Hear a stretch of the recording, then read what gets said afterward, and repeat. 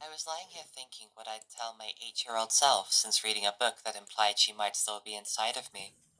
I wanted to ask her what dreams I should still try to achieve. I don't know why I wasn't actually surprised when she finally spoke. Why hadn't I tried to reach out to her sooner?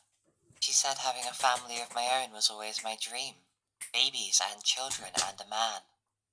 So I had to inform her about the boundaries of reality I have set for myself.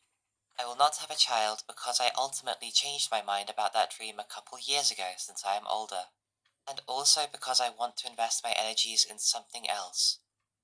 At first she couldn't believe I'd ever drop a dream like that because I can still bear children.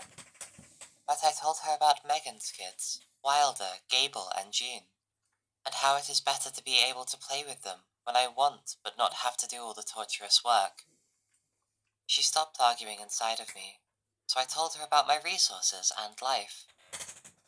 I wanted her to know what I do have, so she would understand what are the parameters of my abilities currently. The first thing I told her was that I have a ton of paint and my own artist desk, then about my own computer and another desk for writing. I started telling her all about social media, so I could tell her I have my own YouTube channel that I was once more excited about, in case she ever wants me to invest more time on YouTube. Then asked her what she wants me to do next.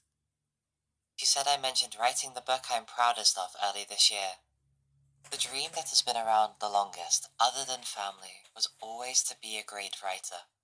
She was glad that I have 50 books published, but not all of my books have been as good. She said she wants me to write my next book even better, but I'm not sure about what. I told her about my friends, and a new friend who is like me in that we both share a diagnosis. She responded that she wants us to shine weird and attract other weird lights. I gave myself a hug to give her a hug. I was so glad I found her.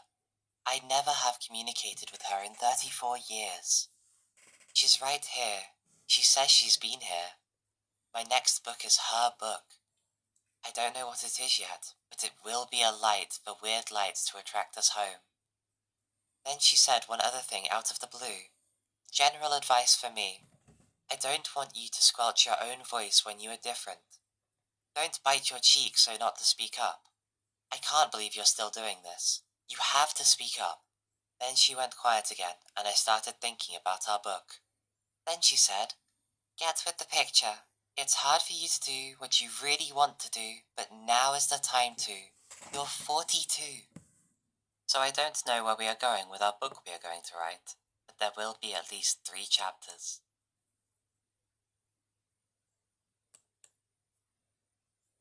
Chapter 1. Speak Up. My friends have called me outspoken, but I'm human, so I also have had trouble speaking up. I find the times when it is most difficult to lift my voice and say something are because I am expressing vulnerability in some way. Saying something personal deep inside of you means someone else might react in a way that doesn't understand or even pokes fun at you and the soft object inside that you are afraid to expose. Not just that, but I have not said things to a lot of people recently because of how much I love and admire someone, because of fear. Just fear. I remember my history of finding the ability to tell a crush I was interested in them. Not something that usually offends someone else, but there is always the fear of rejection with expressing these emotions. It probably took me 23 years before I was ever able to tell someone I have feelings for them. And when I finally worked myself up to being able to do it, getting to that point took a ton of inner communicating. The results weren't too bad, they just wanted to be friends, but it wasn't mutual, so I continued being reluctant from 23 to 33, all the way to 42. I am 42 now. Speaking up takes bravery. And expression of love isn't the only kind of speaking up that is hard to do. There are so many things that I just don't say every single day because I am not feeling willing to express vulnerability in the moment. But I think these are important expressions, and my inner 8-year-old wants me to say them. So I am writing this chapter in the flow of trying harder to say more vulnerable feelings. You are weird in all you do. Weird is just different. It is a good way to be. There is nothing wrong with it. Frogs are green and they aren't ashamed, and you should be you and not shy away. Be who you are and let your weird light shine so other weird people may find you and you can all shine weird together. Speaking up means you'll be expressing weird thoughts to others, and it may feel uncomfortable at first because of the vulnerability it will take. But the best things will come when you speak up and tell your honest truth. Chapter 2. Speak kindly. Mean Maggie is inside me for a reason, ready to bite the head of anyone who threatens her security. But maybe I don't need to be as mean as often as I do. I wrote down 2 hoops I hope to jump through before I ever am unkind. 1. Do I love the person I want to combat? 2. Am I sure I truly understand what is being said? Chapter 3. If speaking up means a potential threat to one's soft inner safety, speaking out is even more dangerous. Speak out. I have always been very happy with public speaking. I have made formal speeches, but the best part seemed to be just voicing my opinions when in a group.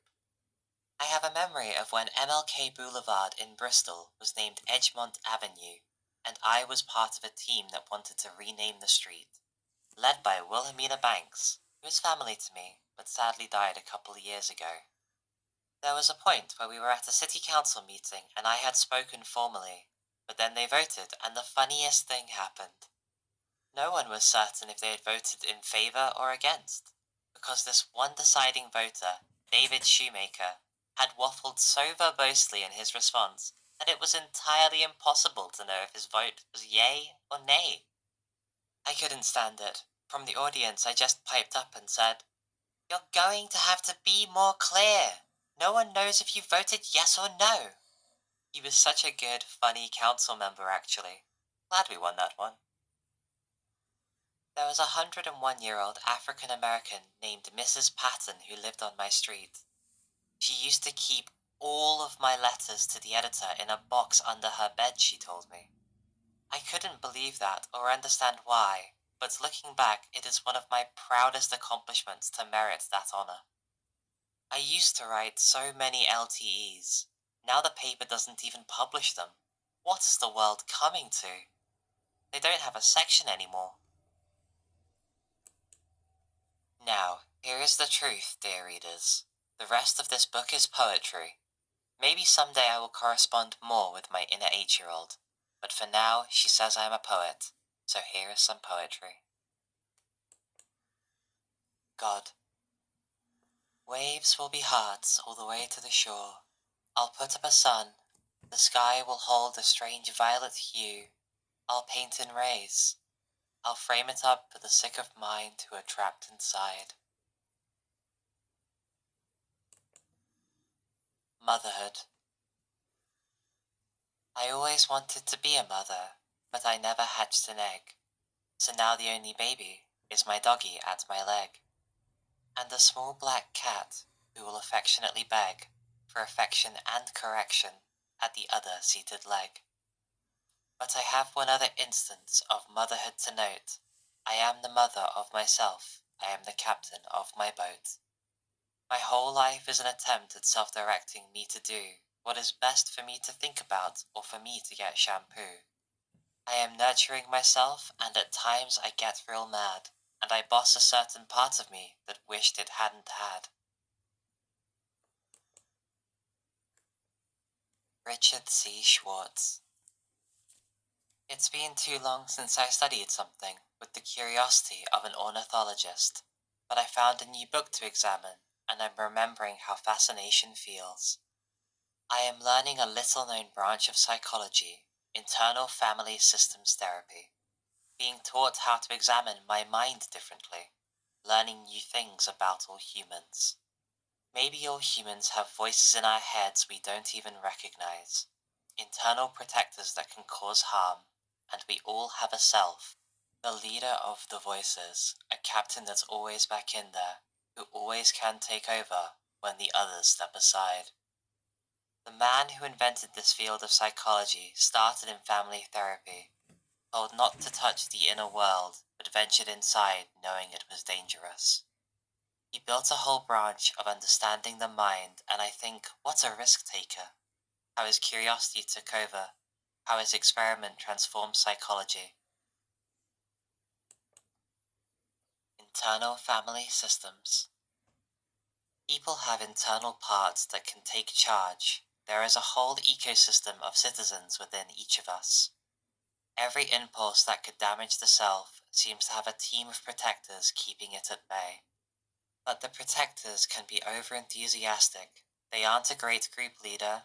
They're just looking out for one thing, like protecting someone from feeling belittled.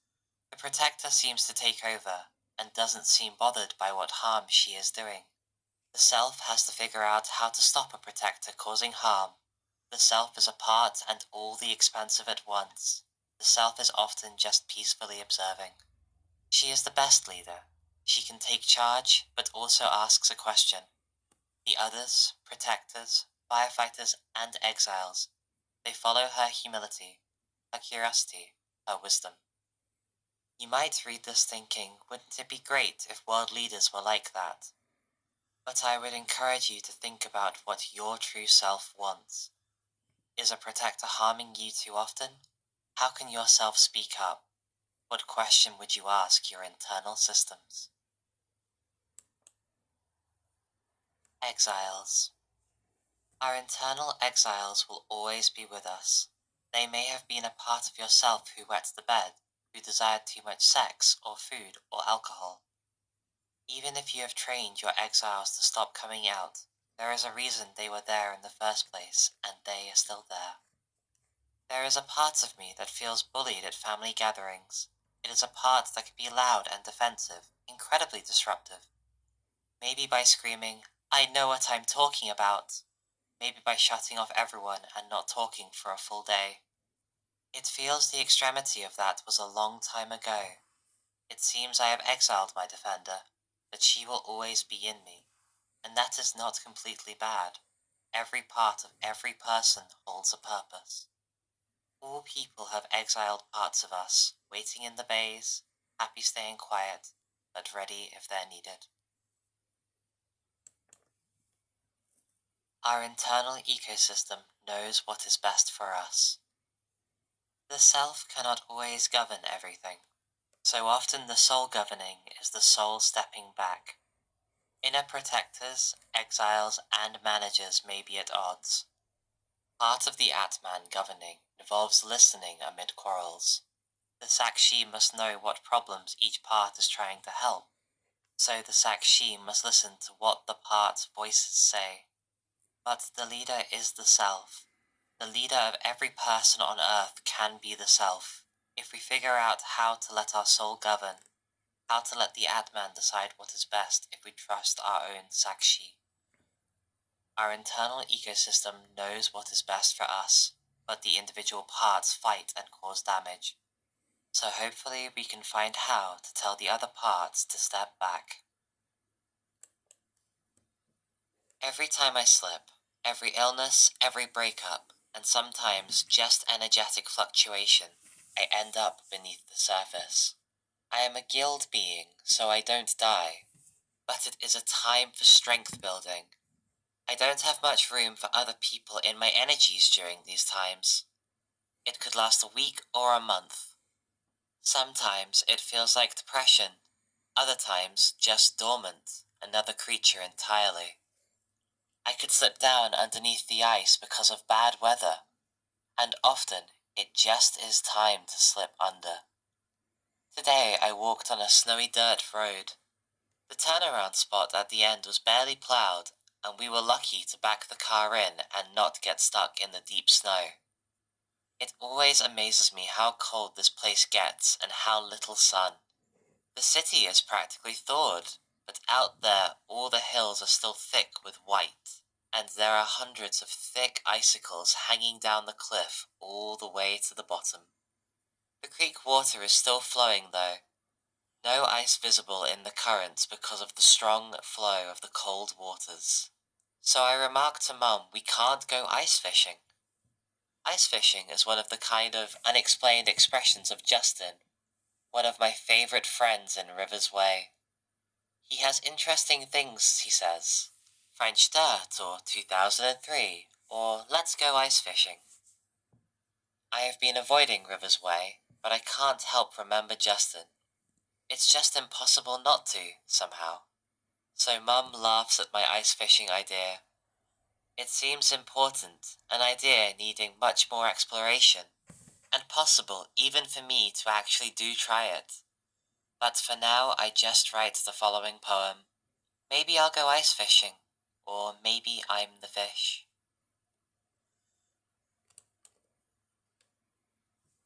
Rise and fall. Opening feels natural. Less thoughts here, anyway. Energy's growing, moving more. Everything is easier. Not always sure exactly when I break through the snow. Ice fishing. Closed can be trapped under. Less energy, just as natural. Less movement, hibernating below. Soul food. One red leaf wakes me wide. Out of my haze I pull my fork and take its bite. Then hear the white-throated sparrow, and in an instant drink. The sound so true, I lift my glass.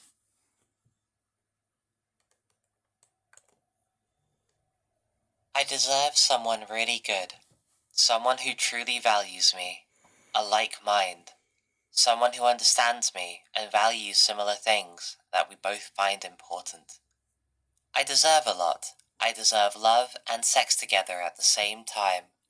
I deserve a good friend. Someone who really likes me. Vision. I look out. I look high. I see a bear, body we share, and share our body with a fish. Stand strong, make a wish. All is one, breath is in. Out I sigh, spread the sky.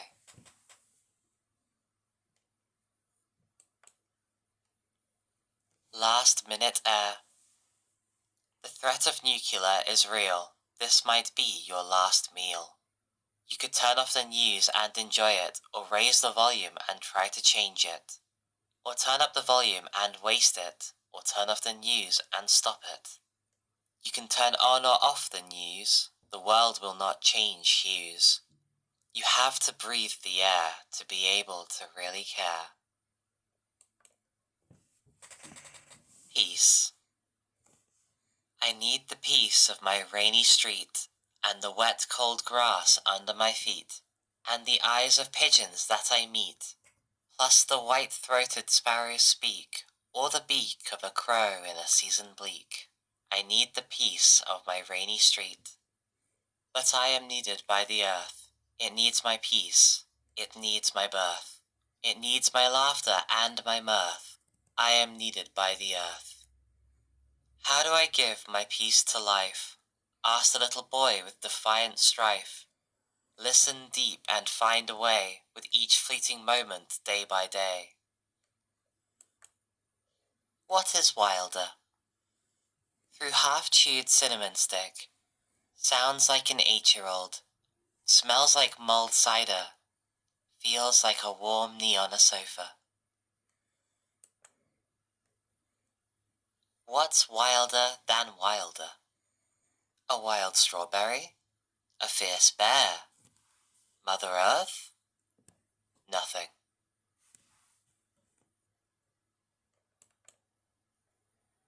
There are two things out here I want you to know, once said a wizened nephew on a starlit ocean shore. I noticed only vastness, so he gently shut my eyes. Now what do you hear? I heard my breath, or was it the waves rolling in and out? What else? The beat of a distant drum, or a heart? His hand opened my eyes to a giant sky. I still felt so small there on that beach. But I am the drum and all the waters. I can close my eyes and open them again. I felt more connected then. All the rhythms are shared, all the air.